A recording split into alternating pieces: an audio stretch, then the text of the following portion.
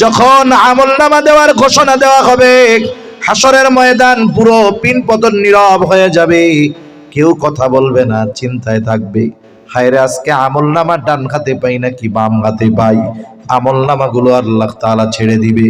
শুধু তাই না, যার আমলনামা তার হাতে গিয়ে পৌঁছাবে, একজনের আমলনামা আরেকজনের কাছে যাবে না। একদল আমলনামা ডান হাতে পাবে, আরেকদল বাম হাতে পাবে। ডান হাতে যারা আমলনামা পাবে এরা আনন্দিত হবে, কি বলবে? আল্লাহ তাআলা বলেন, ফাআম্মা মান উতিয়া কিতাবাহু বিয়ামিনি ফায়াকুলু হাউমুকরাউ কিতাবিয়া ইন্নী যানানতু আন্নী মুলাকিন হিসাবিয়া। ডান হাতে যারা আমলনামা পাবে এরা বলবে, ফায়াকুলু হাউমুকরাউ কিতাবিয়া, অন্যান্য সকলকে বলবে, এই তো আমার কিতাব, এই তো আমার আমলনামা, তোমরা পড়ে দেখো আমার কিতাব, পড়ে দেখো আমার আমলনামা। সে ডান হাতে আমলনামা পাওয়ার কারণ হিসাবে বলবে, ইন্নী যানানতু আন্নী মুলাকিন হিসাবিয়া, আমি দুনিয়ায় এই ব্যাপারে দৃঢ় ধারণা রাখতাম, দৃঢ় বিশ্বাস রাখতাম যে আমাকে আমার কর্মের হিসাবের মুখোমুখি হওয়া লাগবে। তার মানে দুনিয়ায় ওই ব্যক্তি এই বিশ্বাস করত, দুনিয়ায় আমি যেই কর্মগুলো করি এগুলোর হিসাব হয়তো দুনিয়ার কারো কাছে দেওয়া লাগবে না। আমার পাওয়ার আছে, আমারে কেউ কিছু বলবে না, আমার টাকা আছে, আমি মামলা থেকে বের হয়ে আসতে পারবো। কিন্তু ওই ব্যক্তি দুনিয়ায় এই চিন্তা করতো না, বরং চিন্তা করত দুনিয়ার আইনের ফাঁক ফোকর দিয়ে যদিও বের হওয়া যাবে, কিন্তু আখেরাতে আমার দুনিয়ার সব কর্মের হিসাব যার সামনে দেওয়া লাগবে তিনি কে? এই চিন্তা যদি দুনিয়ায় সব মানুষের মধ্যে আসে, দেখবেন দুনিয়ায় আর পাপ হবে না। কারণ একাকী পাপ করতেছে, ও মনে করে কেউ দেখে না, আমি করলে কি হয়েছে। কিন্তু যদি চিন্তা করে কেউ দেখে না, তাতে কি, আল্লাহ দেখতেছে, ঠিক কিনা বলেন? এই চিন্তা আমাদের মধ্যে না আসা পর্যন্ত যত পুলিশ হোক, যত বাহিনী বাড়ানো হোক, অপরাধ সমাজ থেকে কমবে। আরেক দল বাম হাতে আমলনামা পাবে, বাম হাতে যাদের আমলনামা দেওয়া হবে, বাম হাতটা বুক চিরে পেছন দিকে নেওয়া হবে। বাম হাতে আমলনামা দেওয়ার পর তারা কি বলবে? আল্লাহ তাআলা বলেন, ওয়া আম্মা মান উতিয়া কিতাবাহু বিশিমালি ফায়াকুলু ইয়া লাইতানি লাম উতা কিতাবিয়া ওয়া লাম আদরি মা হিসাবিয়া ইয়া লাইতাহা কানাতিল কাদিয়া মা আগনা আন্নি মালিয়া হালাকা আন্নি সুলতানিয়া।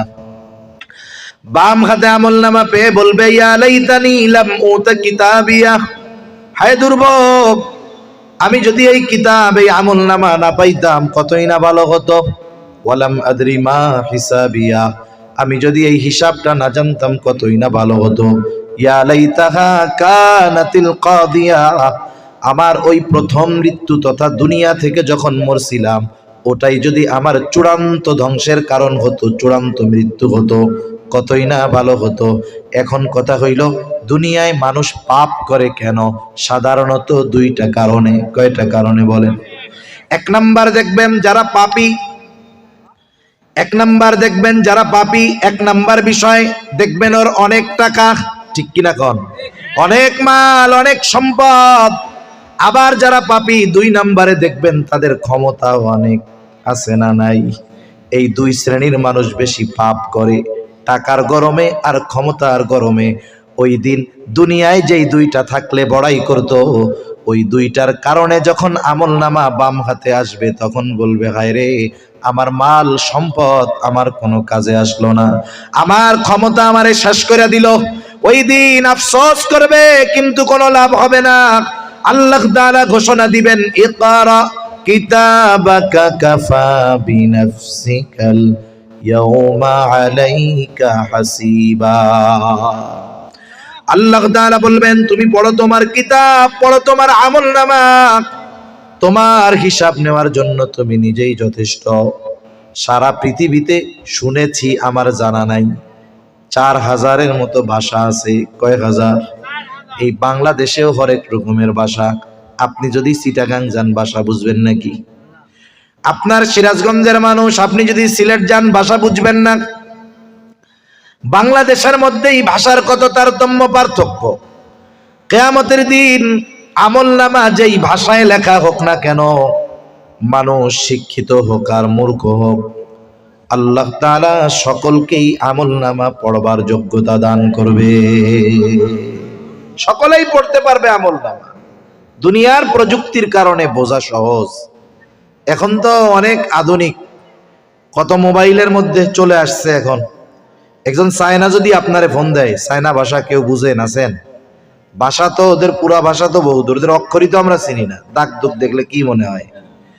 এখন একজন চায়না আপনারে ফোন দিছে, এখন ফোন দিয়া তো চেঁচো ফেঁচো কইতেছে, এটা কি আমরা বুঝবো নাকি? কথা কয় না গালি দেয়, কেমনে বুঝবো? এখন দেখেন প্রযুক্তি কি। আপনার মোবাইলে সফটওয়্যার আছে, আপনি শুধু লেখা দিবেন যে আপনি যে ভাষায় যে বলুক, আপনি ভাষাটা বাংলায় চান, আপনি এখানে সামনে ধরবেন, ও কথা বলবে, আর স্ক্রিনে আপনারে যা বলতেছে বাংলা ভাষায় উঠে যাবে। সুবহানাল্লাহ। ও মনে করেন আপনারা জিজ্ঞাসা করছে চেঁচো ফেঁচো মানে তুমি কেমন আছো, হ্যাঁ? এখন আপনি তো শুই না কিছু বুঝতেছেন না, ওই জায়গায় লেখা উঠবে যে তুমি কেমন আছো। এবার আপনি জবাব দিবেন তাকে আপনার ভাষায় যে আলহামদুলিল্লাহ আমি ভালো আছি। ওর ওই চায়না ভাষায় গিয়ে ও শুনবে, ওর ভাষায় লেখা উঠবে যে আলহামদুলিল্লাহ আমি ভালো আছি। সুবহানাল্লাহ বলে। তাহলে পৃথিবীর যে ভাষার মানুষ হোক, তার সাথে কথা বলা কি এখন কঠিন কোনো কিছু? তার ভাষা বোঝা কি কঠিন কোনো কিছু? বলেন, এই যে প্রযুক্তি, যেটা 20 বছর না 10 বছর আগেও আমরা কল্পনা করি নাই, এখন এই প্রযুক্তি অ্যাভেলেবেল, সহজ। স্যামসাং মোবাইলের মধ্যে চলে আসছে, 5 বছর পরে ওই 10,000 টাকার মোবাইলের মধ্যে ওইটা পাওয়া যাইব। এখন বলেন, এই যেই বিষয়টা আমরা কল্পনাও করি নাই, অসম্ভব মনে করতাম, এই জিনিস সম্ভব করার মতো জ্ঞান মানুষের মাথায় দিলেন কে? যে আল্লাহ মানুষের এত বুদ্ধি দিলেন, সে আল্লাহ আমলনামা পড়ার যোগ্যতা দিতে পারবে না? পারবে। এবার মানুষ পড়বে। যার ভালো পরীক্ষার হলে যারটা ভালো হয়, সে তো দেখা বলে ওহ যাক ভালো হয়েছে, ও তো আর আফসোস করে না, খুশি। আবার যারা বাম হাতে আমলনামা পাবে, ওরা পড়ে অবাক হয়ে যাবে, বলবে মালি হাযাল কিতাব লা ইউগাদিরু সগীরাতান ওয়ালা কাবীরাতান ইল্লা আহসাহা। আফসোস করে বলবে কেমন কিতাব, লা ইউগাদিরু সগীরাতান ওয়ালা কাবীরাতান ইল্লা আহসাহা। একটা ছোট বড় কোনো বিষয় বাদ যায় নাই, ছোট গুনাহটাও আছে, ছোট গুনাহটাও আছে, বড় গুনাহটাও লেখা আছে। যেই গুনাহগুলো আমার আপনার মনে নাই, সেটাও ও জায়গায় পাওয়া যাবে। অবাক হয়ে যাবে। প্রত্যেকটা মানুষ আমলনামা দেখেই বুঝতে পারবে তার অবস্থান জান্নাত নাকি জাহান্নাম। যেই আয়াতগুলো তিলাওয়াত করেছিলাম, এবার আয়াতের কথায় চলে যাই। আল্লাহ তাআলা বলেন কুল্লু নাফসিম বিমা কাসাবাত রহিনা ইল্লা আসহাবাল ইয়ামিন। প্রত্যেকটা মানুষ তার কর্মের কারণে আবদ্ধ থাকবে। মুফাসসিরিনে কেরাম বলেন এখানে উদ্দেশ্য হলো বাম হাতে আমলনামা পাওয়া ব্যক্তি তার পাপের কারণে জাহান্নামে আবদ্ধ থাকবে। ইল্লা আসহাবাল ইয়ামিন, তবে যে ডান হাতে আমলনামা পেয়েছে সে নয়। কারণ ডান হাতে যে আমলনামা পাবে তার ঠিকানা কোথায়? জবান খুলে বলেন তো। জান্নাত। আমরা সবাই জান্নাতে যেতে চাই না? আমরা আমাকে পোলাপান রেও জান্নাতে নিতে চাই। আমরা এটাও চাই আমার সাথে যার বন্ধুত্ব নাই, দুশ্মনী আল্লাহর বান্দা ইমানদার, ও জান্নাতে যাক। ঠিক কিনা কোন? সবার জন্য আমরা জান্নাতের দোয়া করি। জান্নাতি ডান হাতে আমলনামা পাবে, সে যাবে জান্নাতে। জান্নাতি জান্নাতে যাওয়ার আগে কাউকে চিনতে চাইবে না, কিন্তু জান্নাতে গিয়া কাউকে সে ভুলবে না। কারণ হাসরের ময়দানে কেউ কাউকে পরিচয় দিবে না, সবাই সবার থেকে পালায়া থাকবে। সূরা আবাসার মধ্যে আল্লাহ তাআলা বলেন ইয়াউমা ইয়াফিরুল মারউ মিন আখিহি ওয়া উম্মিহি ওয়া আবিহি ওয়া সাহিবাতিহি ওয়া বানিহি লিকুল্লি ইমরিইম মিনহুম ইয়াউমাইযিন শা'নুন ইউগনি। আল্লাহ তাআলা বলেন কিয়ামতের দিন ভাই ভাইয়ের থেকে পলায়ন করবে, ওয়া উম্মিহি ওয়া আবি, পিতামাতার থেকে পলায়ন করবে, ওয়া সাহিবাতিহি ওয়া বানিহি, স্ত্রী সন্তানদের থেকে পলায়ন করবে। যার একটা বাচ্চা আছে, ছেলে আছে, তারে জিজ্ঞাসা করেন, সে তার গোটা জীবনের মেহনত ওই সন্তানকে কেন্দ্র কইরা করে, কিন্তু কিয়ামতের দিন ওই সন্তান থেকে সেও পালাবে, সন্তানও তার থেকে পালাবে। ওই দিন প্রত্যেকটা মানুষ নিজের চিন্তায় বিভোর থাকবে। এমনও হবে মানুষেরা বলবে, আল্লাহ আপনি সারা দুনিয়ার সব মানুষকে জাহান্নামে দিয়ে হলেও আপনি আমাকে জান্নাত দিয়ে দেন। এত চিন্তিত থাকবে মানুষ। কিন্তু যে জান্নাতে যাবে, জান্নাতে যাওয়ার পরে আর কোনো চিন্তা নাই। দুনিয়ায় যার সাথে একদিন দেখা হইছে ওরেও জান্নাতে গিয়া খুঁজবে। কিন্তু বলেন তো, জান্নাতি জান্নাতে যাওয়ার পরে পরিচিত সবাইকে খুঁজবে ঠিক, কিন্তু সবাইরে কি পাবে নাকি? কত পরিচিত মানুষ জাহান্নামে চলে যাবে। তাফসীরে ইবনে কাসীরের মধ্যে আসছে, আল্লাহ তাআলা জান্নাতি আর জাহান্নামীদের মধ্যে দেখা ও কথাবার্তার ব্যবস্থা করে দিবে। জান্নাতি জাহান্নামীকে দেখবে, জাহান্নামী জান্নাতীকে দেখবে। জান্নাতি জাহান্নামীকে দেখবার পর জাহান্নামের দিকে তাকায় দেখবে কত আপনজন প্রিয়জন ওই জাহান্নামের কঠিন শাস্তি ভোগ করতেছে। ওই দৃশ্যটা দেখবার পর জান্নাতি আল্লাহর দরবারে কৃতজ্ঞতার মাত্রা বাড়ায়া দিবে। আল্লাহর কাছে বলবে, আল্লাহ আপনি যদি আমার প্রতি দয়া না করতেন, আজকে আমাকেও হয়তো ওদের সাথে জাহান্নামের মধ্যে থাকা লাগতো। আল্লাহ রাব্বুল আলামিনের কাছে কৃতজ্ঞতার মাত্রা বাড়ায়া দিবে। আবার জাহান্নামীও জান্নাতীকে দেখতে পারবে। যখন জান্নাতের মধ্যে তাকায়া দেখবে তার আপনজন বন্ধু বান্ধব জান্নাতের নাজ নেয়ামত ভোগ করতেছে, এইবার জাহান্নামীর আফসোস হবে, আফসোস। চিন্তা করবে, বলবে, দুনিয়ায় যদি সব সময় ওদের সাথে থাকতাম, আমিও আজকে হয়তো ওদের সাথে জান্নাতে থাকতে পারতাম। এই আফসোসের কারণে তার কষ্টটা বেশি অনুভব হবে। এইবার জান্নাতীদের অন্তরে জানতে মন চায়, কেন আমাদের এই পরিচিত মানুষগুলো জাহান্নামে গেল। আল্লাহ তাআলা কথার ব্যবস্থা করে দিবে। সে কথা আল্লাহ তাআলা বলেন, জান্নাতীরা পরস্পর মুসলিমদেরকে জিজ্ঞাসা করবে, ফি জান্নাতি ইয়াতাসাআলুনা আনিল মুজরিমিন। জান্নাতীরা পরস্পর মুসলিম পাপী জাহান্নামীদের কাছে জানতে চাইবে, মা সালাকাকুম ফি সাকার, কোন কারণে তোমরা সাকারের অধিবাসী হইলা, কোন কারণে তোমরা জাহান্নামী হইলা। এইবার জাহান্নামীরা তাদের জাহান্নামে যাওয়ার কয়েকটা কারণ বলবে। আজকে আমাদের প্রতিজ্ঞা হবে এইটা, ওই জাহান্নামীদের জাহান্নামে যাওয়ার কারণ যদি আমাদের কারো মধ্যে থাকে, আজকে থেকেই প্রতিজ্ঞা করব ওই কারণগুলো আমাদের মধ্যে থেকে বের করে ফেলবো। কারা কারা তৈরি আছে আল্লাহকে দেখায় দেন। নারায়ে তাকবীর, নারায়ে তাকবীর। মাশাআল্লাহ। আপনা ভাই এখন কোন জাহান্নামীদের কাজ যদি একটু কষ্ট করে বাদ দিয়া দেই, তাহলে আমাদের লস না লাভ? একটু চিন্তা করেন যে চোখ বন্ধ হইতে টাইম লাগবে না। যদি এই চিন্তাটা করেন, তাইলে সব কঠিন কাজও সহজ হয়ে যাবে, ঠিক কিনা? জাহান্নামীরা জাহান্নামে যাওয়ার কারণ হিসাবে এক নম্বরে বলবে, ক্বালু লাম নাকু মিনাল মুসাল্লিন, আমরা মুসল্লি ছিলাম না। মুসল্লি কারে বলে? সপ্তাহে একদিন মসজিদে হাজিরা দিলে সে মুসল্লি নয়। আমাদের ঢাকা শহর কত বড় বড় মসজিদ, ৮-১০ তলা মসজিদ আছে। এক এক ফ্লোরে ১৫-২০ কাতার করে ১,০০০ মানুষও ধরে। বিশাল বিশাল মসজিদ। যেই মহল্লার মসজিদ, ওই জুমার দিন ওই মহল্লার সব মানুষ মসজিদে আইসা হাজির। মসজিদ ভরে যায়, রাস্তা ভরে যায়। মসজিদের চাইতে রাস্তার মধ্যে লোক আরো বেশি। তার মানে বোঝা গেল এত মানুষ যেহেতু জুমার দিন আসছে, তার মানে ওই মহল্লায় এত নামাজি আছে, ঠিক কিনা কম? কিন্তু আফসোসের বিষয়, ওই দিন আসরের সময় দেখা যাবে ওই ১০ তালা মসজিদের নিচের তালাটাও ভরে না। তার মানে সাপ্তাহিক মুসল্লি বেশি। সাপ্তাহিক মুসল্লি কি বেশি? সপ্তাহে একদিন নামাজ পড়লে মুসল্লি না, সাপ্তাহিক হাজিরা একদিন দিলে সে মুসল্লি না। মুসল্লি কে? মুসল্লি হলো শত ব্যস্ততায় ৫ ওয়াক্ত নামাজ যার বাদ যায় না, ঠিক কিনা বলেন? প্রকৃত মুসল্লি হলে আরো লাভ আছে। প্রকৃত মুসল্লির অন্তর তো মসজিদের সাথে লাগা থাকে সব সময়। এখন প্রকৃত মুসল্লি হইলে লাভ কি? নবীজি সাল্লাল্লাহু আলাইহি ওয়াসাল্লাম বলেন, কিয়ামতের দিন সূর্যটা একেবারে কাছে থাকবে। এখন সূর্য পৃথিবী থেকে 9,30,00,000 মাইল দূর।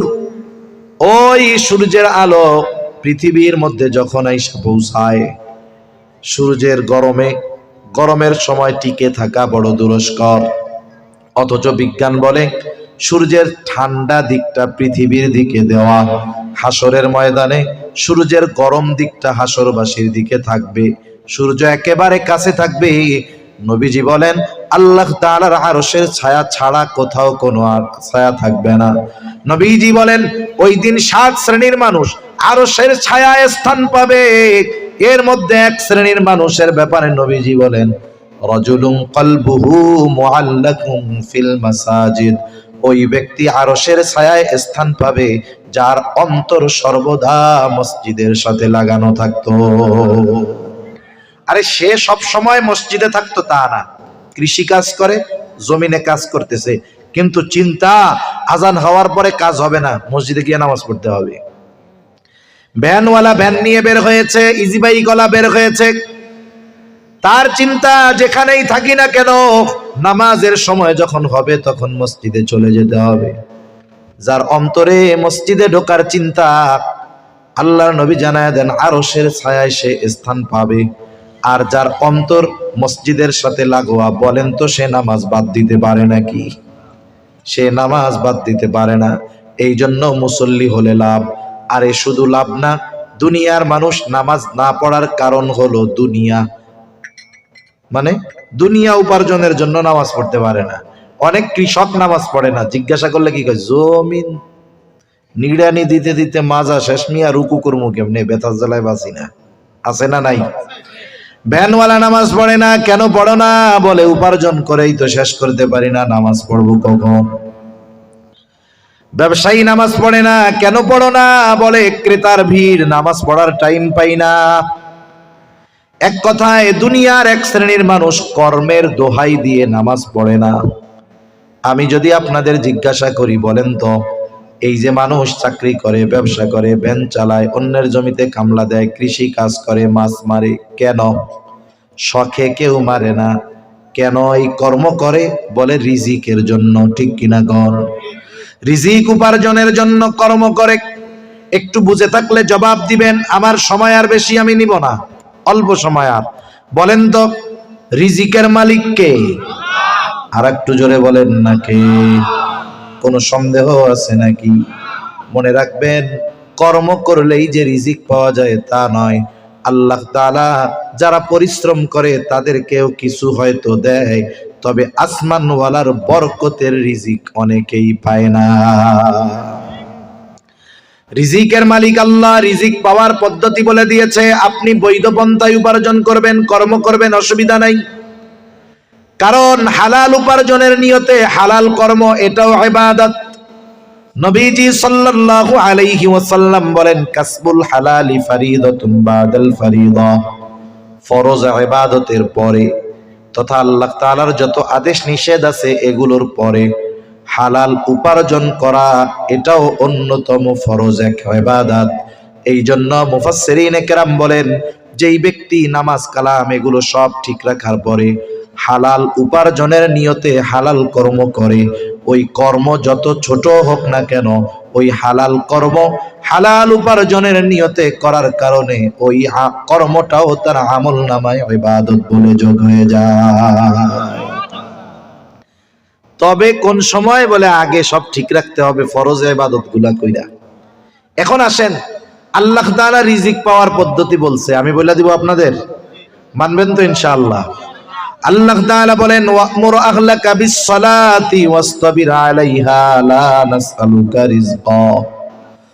আল্লাহ রাব্বুল আলামিন বলেন, ও দুনিয়ার মানুষ শুনে নাও, ওয়া'মুর আহলাকা বিস-সালাতি ওয়াসতাবির আলাইহা লা নাসআলুকা রিজকা।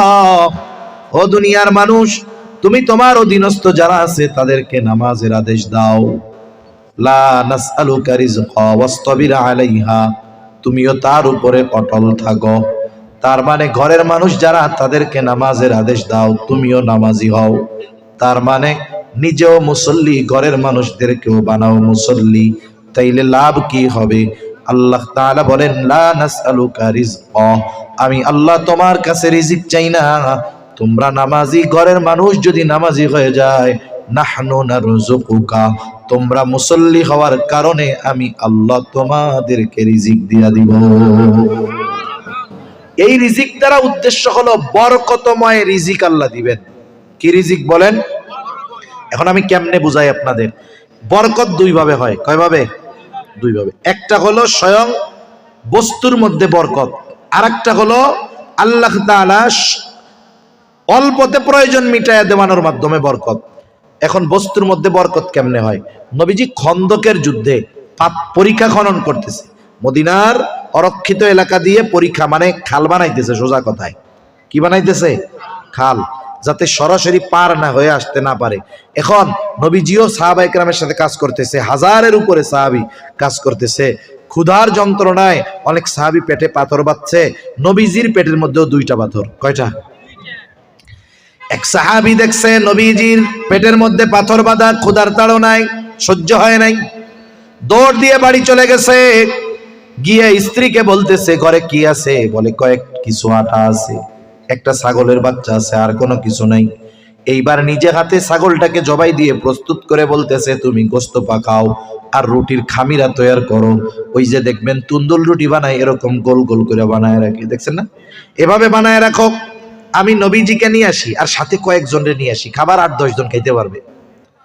নবীজির কাছে গিয়ে সাহাবী বলতেছে, ইয়া রাসূলুল্লাহ, আপনি পেটে পাথর বেঁধেছেন ক্ষুধার তীব্রতায়, আমার বাসায় 7-8 জনের খাবারের ব্যবস্থা আছে, আপনি চলেন আর যাকে যাকে মনে করেন তাদেরকে নিয়ে চলেন। আছে হলো 7-8 জনের। নবীজি সবাইকে বলতেছে, তোমরা সবাই চলো, এর বাড়িতে আমাদের খাবারের ব্যবস্থা। খাবার হলো সর্বোচ্চ 10 জনের, যাবে হাজারের উপরে লোক। এইবার সে তো চিন্তিত যে কাম তো সারা, দৌড়ায় চলে গেছে বাড়িতে। বাড়িতে গিয়ে স্ত্রীর কাছে বলতেছে, আমি তো নবীজিকে গিয়া এই কথা বলছি, নবীজি তো সবাইকে নিয়ে হাজির। বলে তুমি নবীজিরে বলছো যে ইয়া রাসূলুল্লাহ খাবার কিন্তু 9-10 জনের হবে সর্বোচ্চ? বলে হ্যাঁ বলছি। এরপরেও কি উনি সবাইকে বলছে? হ্যাঁ, উনি সবাইরে বলছে। এইবার ঘরের মহিলার ঈমান কেমন চিন্তা করেন। বলতেছে, তাহলে আপনি কোনো চিন্তা করিয়েন না, নবীজি যেহেতু বলছে সব ব্যবস্থা আল্লাহ তাআলাই করবে। এইবার চলে আসছে নবীজি, আসছে গরম গরম রুটি বানায়া দিবে।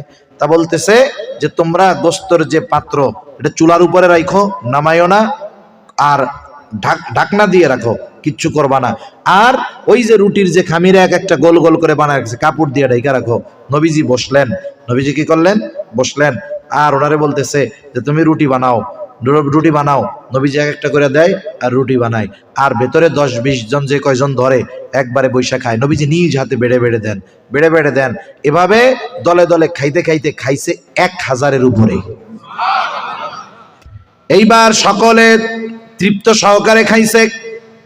নবীজি এবার বলতেছে, তুমি তোমার পরিবার নিয়ে খাও আর আশেপাশের মানুষদেরকে দাও। নবীজি এবার চলে গেলেন। এবার দেখা গেল যে হাড়ির মধ্যে যতটুকু গোশত ছিল ততটুকুই আছে। ওই যে রুটির খামিরা যতগুলো বানানো হয়েছিল ততগুলো এখনো আছে। এজন্য কিছু কিছু সময় বরকত আল্লাহ তাআলা দেন স্বয়ং বস্তুর মধ্যে, আবার কিছু কিছু সময় বস্তুর মধ্যে দেন না, কিন্তু প্রয়োজন যতটুকু তার চাইতে অল্পতে আল্লাহ মিটায় দেয়। এজন্য দেখবেন কিছু লোক আছে খাদক, ও 2 কেজি গোশত খাইলেও পেট ভরে না, আছে না নাই?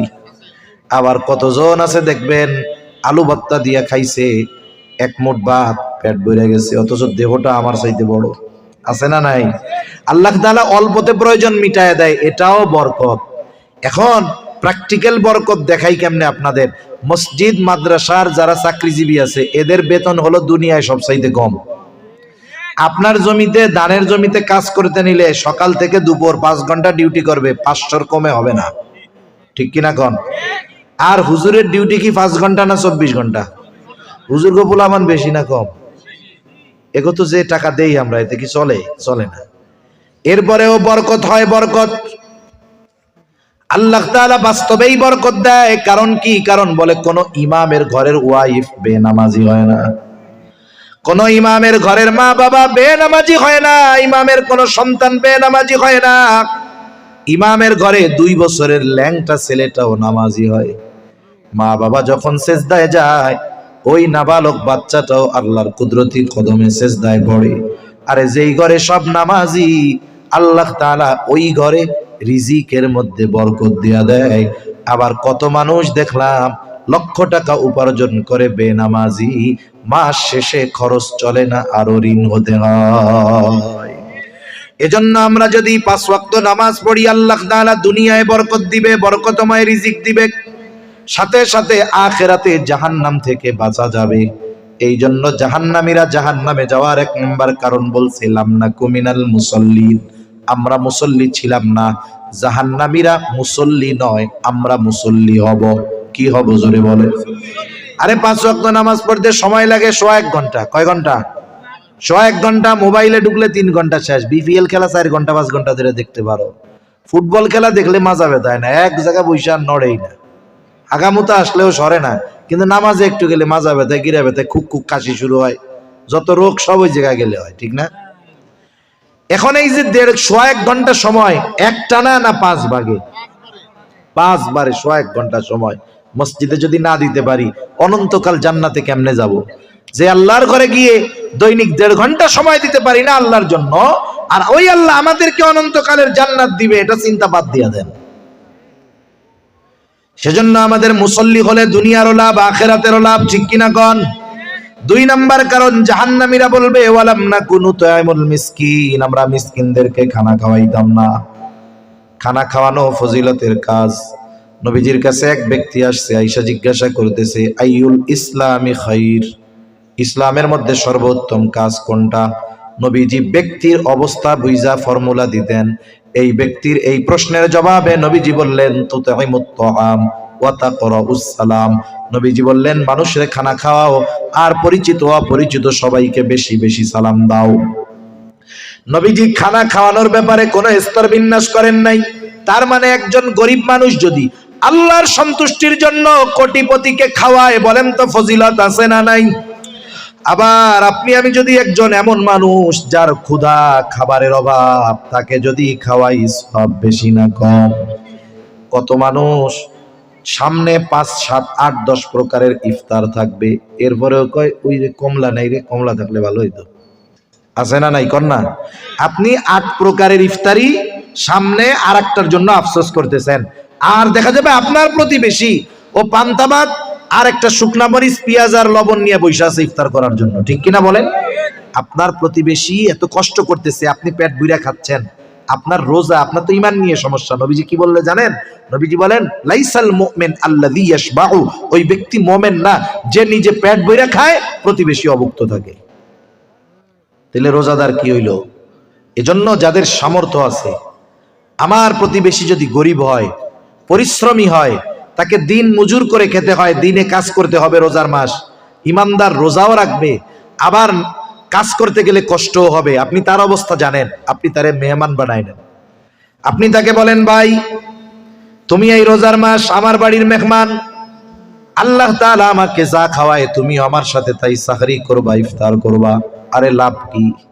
এই যে রোজাদারকে ইফতার করাইলে লাভ। নবীজি বলেন যে কোন ব্যক্তি রোজাদারকে ইফতার করায়, এই ইফতার করানোর কারণে যে করাইলো, আল্লাহ তাআলা তাকে ওই রোজাদারের সমপরিমাণ সওয়াব দিয়া দেয়। আর আপনি যদি একজনের ইবাদত সহজ করার জন্য তাকে একটু সহযোগিতা করেন, খাবার ব্যবস্থা করেন, লস হবে না লাভ হবে?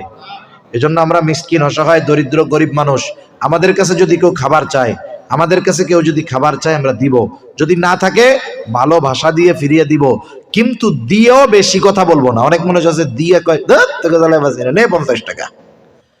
আর একজন পাশে বসা, তার কাছে চাইছে, পকেটে টাকা নেই, সে সুন্দরভাবে বলতেছে দেখ ভাই আমার কাছে তো এখন নাই, পরে আসলে আসিস, ইনশাল্লাহ দিব, যা আল্লাহ তোরে বরকত দান করুক। এখন বলেন তো ওই ব্যক্তি 50 টাকা ভিক্ষা পাইয়া খুশি হবে না এই বেটার মিষ্টি কথায় খুশি হবে? সেজন্য নবীজি বলেন উত্তম কথাও সাদকা, উত্তম কথাও সাদকা। সেজন্য আমরা কেউ যদি আমার আপনার কাছে কিছু চায়, ভালো কথার দ্বারা তাদেরকে ফিরাইয়া দিব। 5-7 মিনিটের মধ্যে শেষ হয়ে যাবে ইনশাআল্লাহ। 3 নাম্বার, জাহান্নামীরা জাহান্নামে যাওয়ার কারণ বলবে ওয়া কুন্না নাখুদু মাআল খাইদিন, আমরা অনর্থক অহেতুক কথাবার্তায় যারা লিপ্ত থাকতো তাদের সাথে গিয়া বসতাম। চার দোকান আছে নি আপনাকে এলাকায়? আপনাকে এলাকায় কি টিভি ছাড়া চার দোকান আছে? টিভি ছাড়া চার দোকান আছে?